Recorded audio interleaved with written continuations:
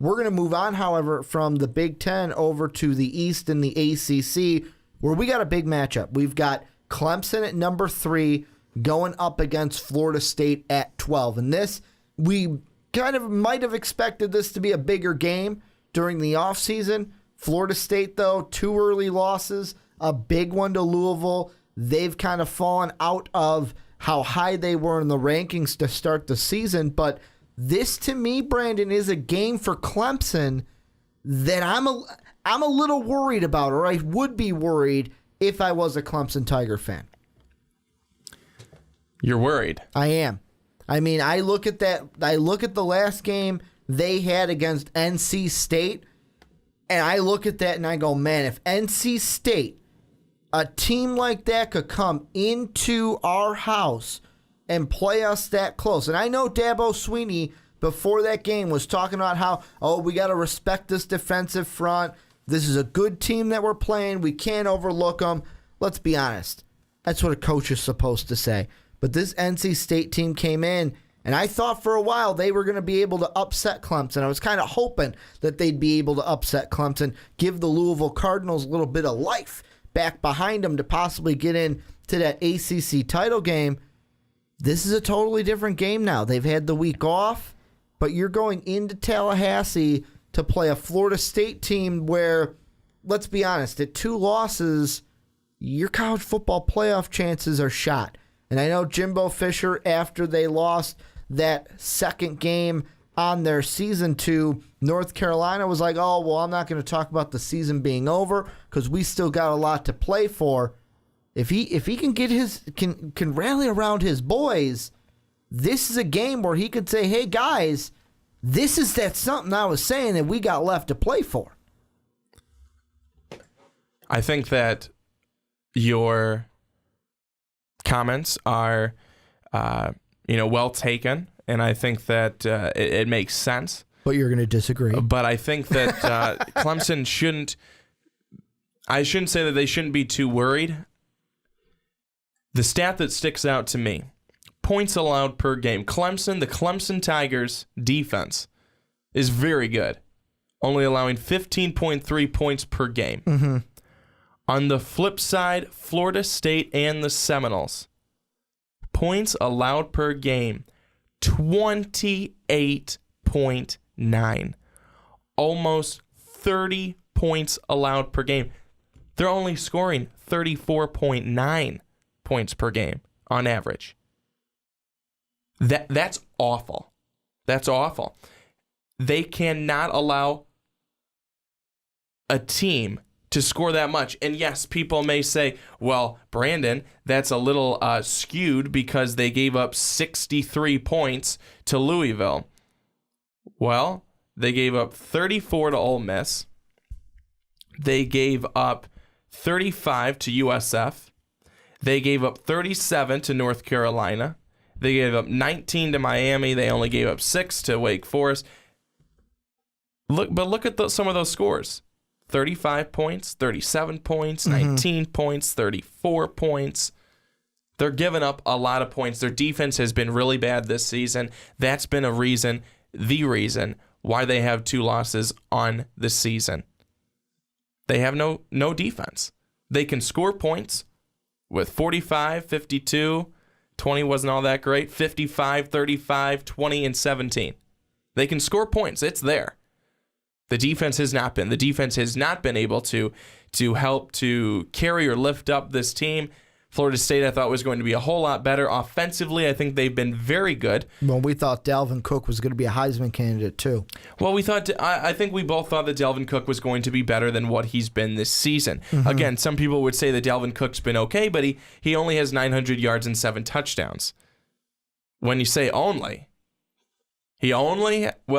last year, you take a look at Leonard Fournette, who was, the Heisman candidate. At this point, I think he had, 1,200 yards and 12 touchdowns, something crazy. Well, even you look at across the country, Christian McCaffrey, who everyone thought should have won the Heisman last year, he's not even having as good of a year as he had last year. No, he has not. I mean, I think that people have kind of showed that Stanford's got a whole lot of other problems, because when McCaffrey doesn't do anything, so goes the Stanford offense. But I think that for that stat, and honestly, for that stat alone, I think that Clemson shouldn't necessarily be worried. I think they should be very confident coming into this game, because if they're able to score points, which other teams certainly have been able to score points against this Florida State defense, they should feel fairly confident. And now I think that when you take a look at the Clemson Tigers, again, they've only allowed, on average, 15 points per game.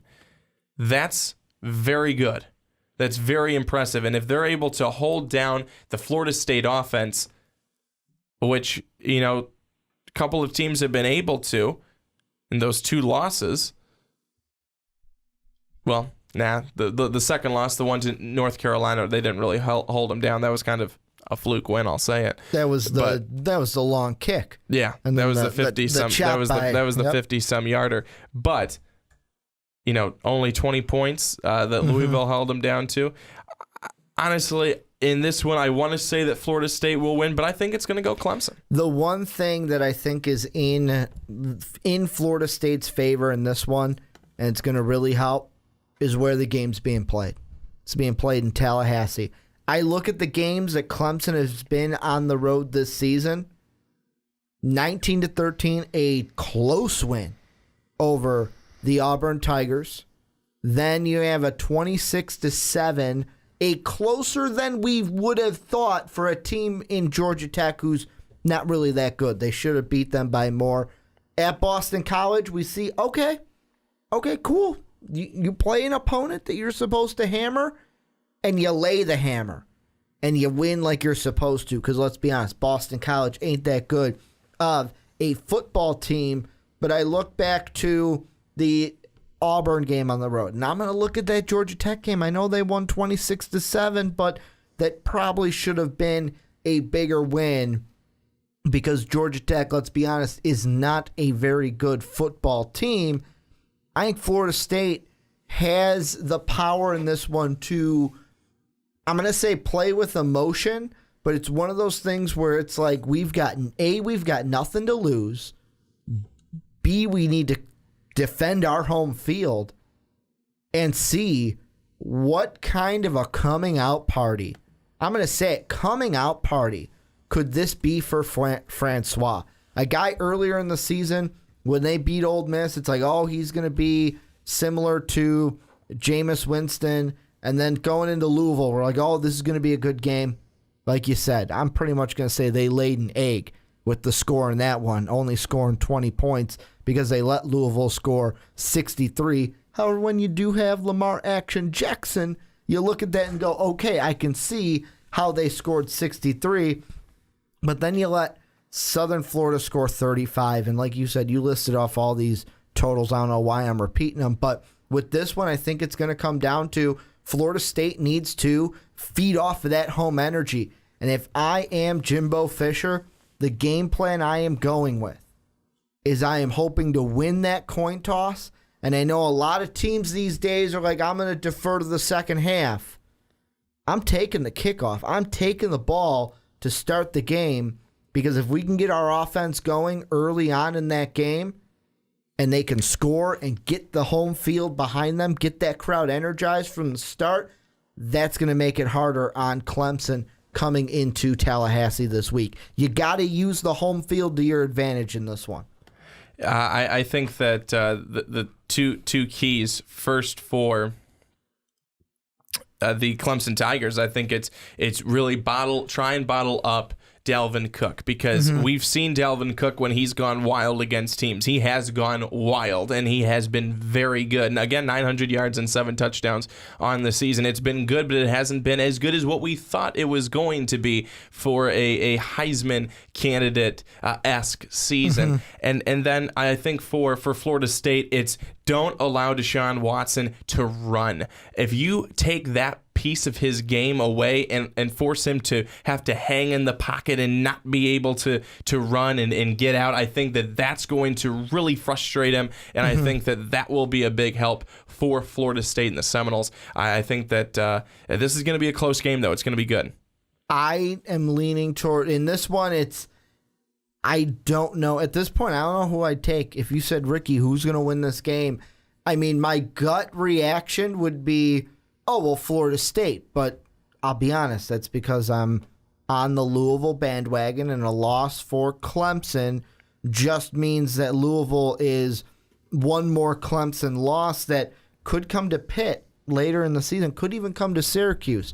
I mean, those have been some shocking teams that have gotten some shocking wins this season in the ACC, but I think this is going to be a game, and I would not be surprised with it being in prime time, with it being on ABC, if we don't see a similar type of game, and not like how it exactly played out, but just how close it was of the game that was on ABC this past week. What game was that, Brandon? That was Ohio State, Penn State. Little Ohio State, Penn State. So maybe we see a little bit of back-to-back close games on ABC, but is there anything we missed in this one? One thing I want to add, Deshaun Watson versus conference teams this season has just about 1,300 yards, 13 touchdowns, 5 interceptions. He's been sacked 4 times. He's run it 48 times for 195 yards and a touchdown. So, again, if Florida State is able to shut him down, I think via the run and force him to pass and see without that running component, see how he does. I think that that'll be interesting. Well, and this is where you guys come in. Let us know what you think about this game. Clemson fans want to hear from you. Florida State fans, I want to hear from you as well. Also, general college football fans, let us know down below who you got in this one. What are you looking for in this one? And how good of a game are you expecting between these two teams?